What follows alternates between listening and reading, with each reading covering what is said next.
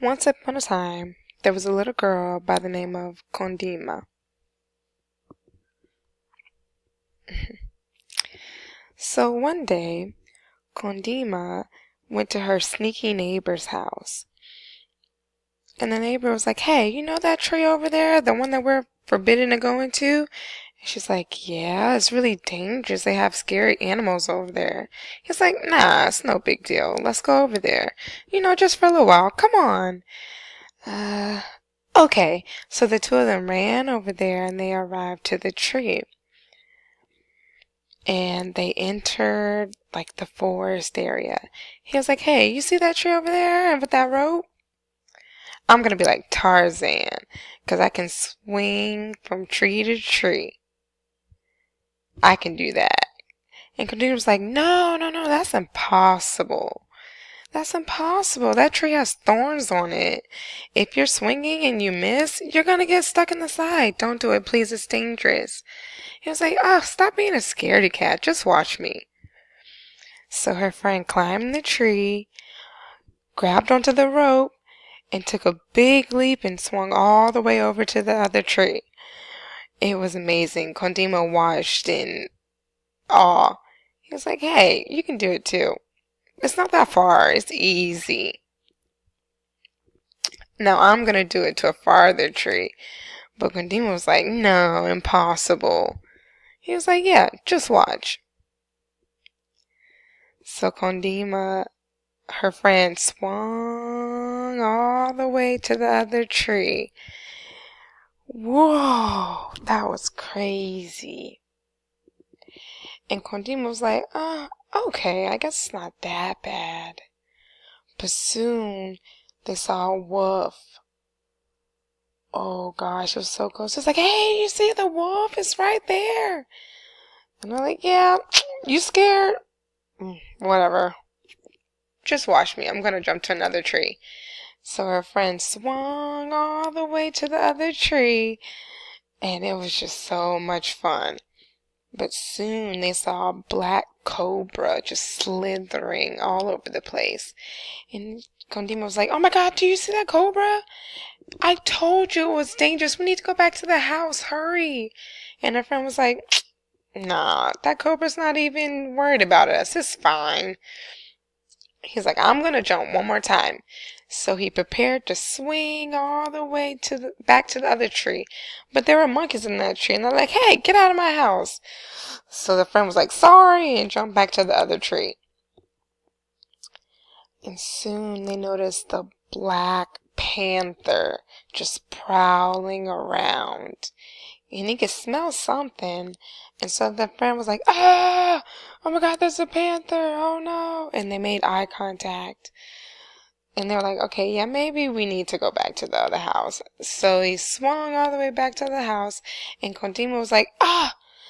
And the Black Panther was still prowling and could smell the scent of Kondima. And she's like, "Oh no, I gotta get out of here. What do I do? What do I do?" And she's like, "Oh, well, I can't jump all the way back. Well, I'll try." So she tried to swing, but it didn't work. So she tried it again. "Okay, okay, calm down. I can do this. We can do this. Let's go." Okay. So she swam back. It didn't work. Tried again. Didn't work. And then the last time, she fell to the ground and she got a thorn stuck in her eye. And people were walking by. They could hear something, but didn't know what it was. Someone was washing dishes. Someone was riding a horse, but they couldn't tell what it was. And a thorn had stuck Kondima right in the eye, and she yelled out in pain.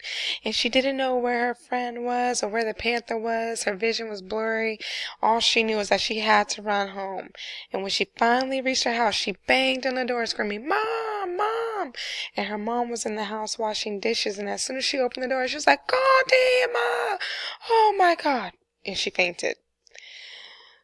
And the father ran out, and he was mowing the lawn, and he's like, "Oh my God, what's wrong? What happened?" And Kondima's just standing there with a thorn in her eye, like, "What happened?"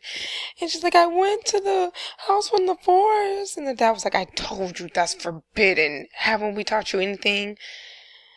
And so he tries to get the mom to get up, and she's like, "Oh, my baby, oh, pobrecita, why?" And Kondima's like, I don't know. And so they decided that she needed to go to the medicine doctor. Maybe he could help, but it was rather far. And so her parents agreed, okay, we must go. But Kondima's like, no, I'm scared. And so they grabbed her by the hand and dragged her to the doctor's house. When they finally reached his house that was off to the side, the man sat there with a pipe in his mouth and his legs crossed, wondering. And so they knocked on the door, and he opens the door and screams, what do you want? And they just point to Kondima with a thorn in her eye, and he's like, ugh, okay, come in. And so he's debating what she should do, and he's like, okay. So he goes and grabs a cauldron full of boiling water, and he starts to mix different ingredients in it. So he decides, I need a rat. So he grabs the rat tail, throws it in there, and might as well throw some whiskers in there as well. So he continues to mix the cauldron, and he decides, oh, we need frog legs too.